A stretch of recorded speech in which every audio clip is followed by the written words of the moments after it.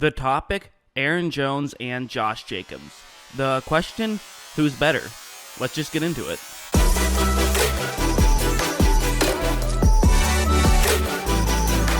Okay, so we'll start things off here with maybe the only weakness either of these two guys have. Quite frankly, I just don't love some of the decisions that Aaron Jones will make. I just don't love some of his decision making.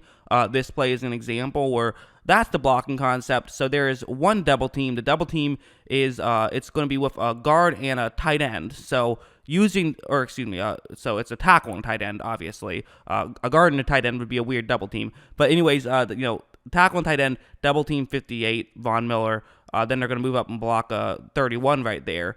That's the way this play is designed to work. And after the ball is snapped, it's working out all right. Von Miller moved to the edge a little bit, which now means that there is some room right here for Jones to try and run through the middle. It's not a ton, and we could see whether or not this play is going to work out, but it seems like it could do okay. And he might be able to get a touchdown on this play. And if not, you're at least getting inside the 5, and you have a much better chance of getting a touchdown on the next play. I mean, they were already at the 5, but I mean, you'll get to it at least a 2 or 1 probably, even if it doesn't end up being a touchdown. However, Jones is going to try to get creative here. He's going to try to cut back to the inside, ends up running into his own man, and loses yards on the play, which just you don't want to have happen on that situation. They lost 2 yards.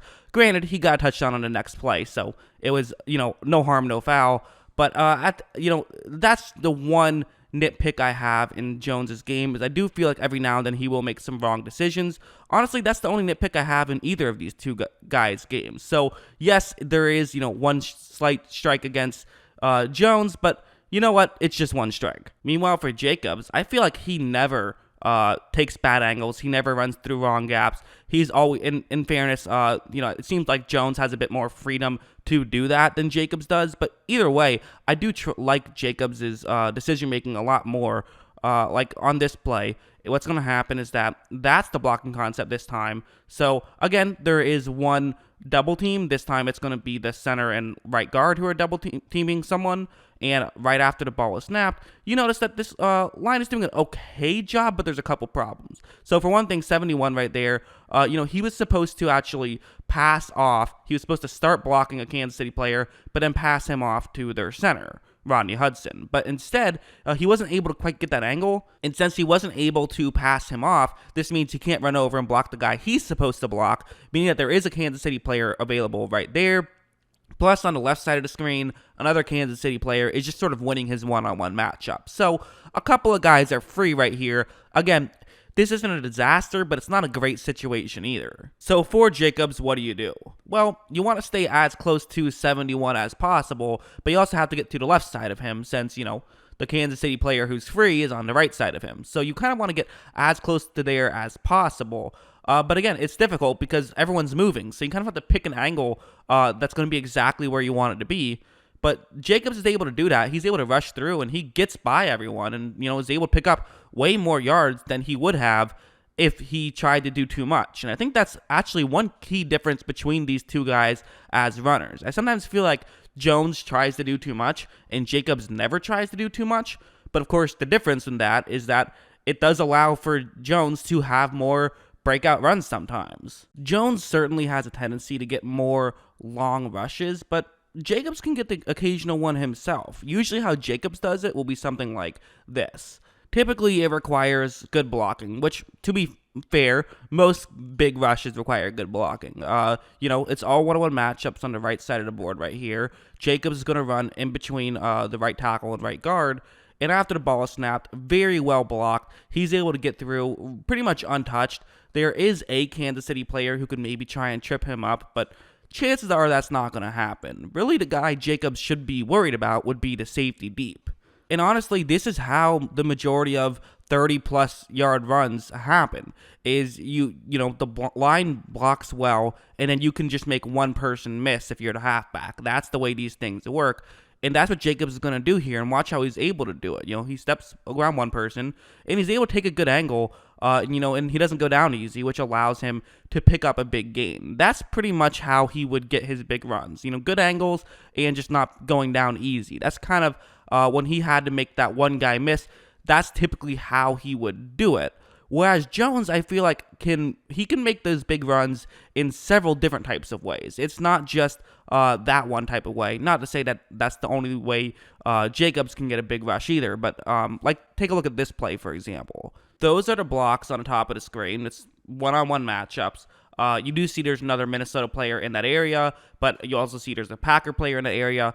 The Green Bay receiver is running to the bottom of the screen. The defensive back's going to follow him, so they're both out of the play, really. So the next closest player who could run over and make a play is the safety who I have circled in yellow, sort of similar to the last play I showed. After the ball is snapped, this one's blocked pretty well, but not as well as that last one. You see multiple Minnesota players are running in and coming close to making a play, so Jones has to make a decision quickly. And what a lot of guys would do, what Jacobs would do, you see there's two arrows, would just be run closer to the bottom of the screen, closer to the middle of the field. Don't run towards the sideline. Just take the yards. You can get 7-8 yards. That's a good run. But again, Jones is a risk taker, and sometimes it backfires, but sometimes it doesn't. And he's going to go to the outside. The safety thought he was going to go to the middle, and this allows him to pick up a huge gain and get the touchdown because he was willing to take that chance. And Jones will take more chances, but he will break more deep runs like that. I also think that, one thing that Packers fans are probably going to say is that, of course, Jones is better.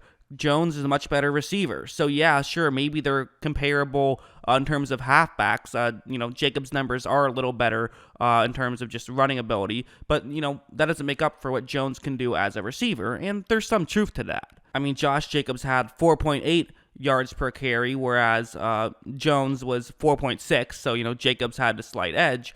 And Jacobs also had more carries, despite the fact that he played in less games. So, a little bit more impressive, even though, it's already impressive having just 4.8 yards per carry.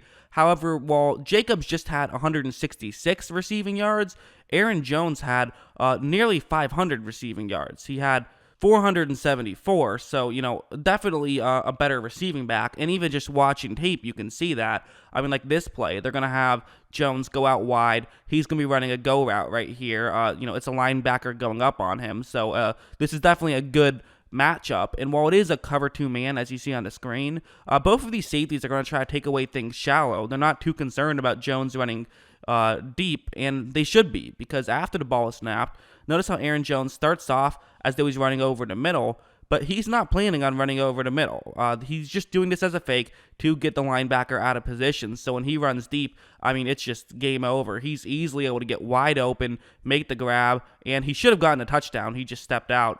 They overturned it. It wasn't a touchdown. But again, stuff like that is what Aaron Jones can do. Josh Jacobs hasn't really done that, but at the same time, Jacobs absolutely can be a good receiving back too. That was one of the big things when he was drafted, was the fact that he can actually be a really good receiving back. Oakland just doesn't really use him that way, or now Las Vegas. But when he does, get his hands on get an opportunity to run a route and make a catch, he can be very good at it. Like on this play, first things first, he's going to be blocking on this play because there's a blitz, and that's certainly one thing that Jacobs has in his favor, is that Josh Jacobs, tremendous blocking halfback, especially when it comes to picking up blitzes. But anyways, what's going to happen is that first things first, he picks up the blitz, and then he runs out, and he's going to just say, hey, I'm a check down at this point. If you want to throw it to me, we can pick up some yards. Let's do it this way. So that's what he does. He's going to run out. He gets in position where he can make a play. Obviously, there's an Indianapolis player right near him who can try and make a tackle. Once he makes the catch, he's able to make a move on him and make a move on another player and get the first down right there. And I actually think that the Raiders would probably benefit more from having Jacobs run more routes. But at the end of the day, that's just not their offense, and I get it. So it's kind of hard to really hold that against Jacobs too much, but I do think it is fair to bring up that Jones is the better receiving back. So I find it interesting. That's why I'm making a video on it. Who is the better back? I think that when it comes to the actual just running-wise, just the running game, I do think I like Jacobs' style a little bit better. It's a little bit more easy to navigate. And again, I'm kind of making it out like Aaron Jones is always taking chances. He isn't. He definitely will just run what he's supposed to do a good amount as well, of course. I also find it interesting that Aaron Jones, on 3 separate occasions in the regular season, had average yards rushing per attempt of under 2. This was against Denver, Philadelphia, and the Giants. So, he had several games where he was just completely shut down, at least in terms of the running game. A lot of it was the offensive line. The LaFleur system, they have their offensive linemen move a lot more than, the John Gruden system, so that can result in you getting stopped short of the line more frequently. But, I think it's worth mentioning that. I also think Packers fans will bring up Aaron Jones had 16 rushing touchdowns last year to Josh Jacobs' 7. And, there were a couple times where Jacobs got stood up at the goal line. So that's also, I think it's fair to bring that up. Jones had a total of 20 touchdowns if you count his receiving. So that's, 13 more touchdowns than Jacobs did. Jones is the better receiver, I would say, but Jacobs is the better blocker, I would say. Those things almost cancel each other out. And so I think I'm going to give the slight edge to Jacobs. I think while Jones is a better receiver, I think that Jacobs he's a great blocker. He's great at picking up blitzes, and he's someone who he takes more carries and is still able to have a higher average yards per carry. I think both of these offensive lines, there's no clear better one in my opinion. They're both very good. So I'm going to give the slight edge to Josh Jacobs, but I think it's a slight edge. I think they're both very good.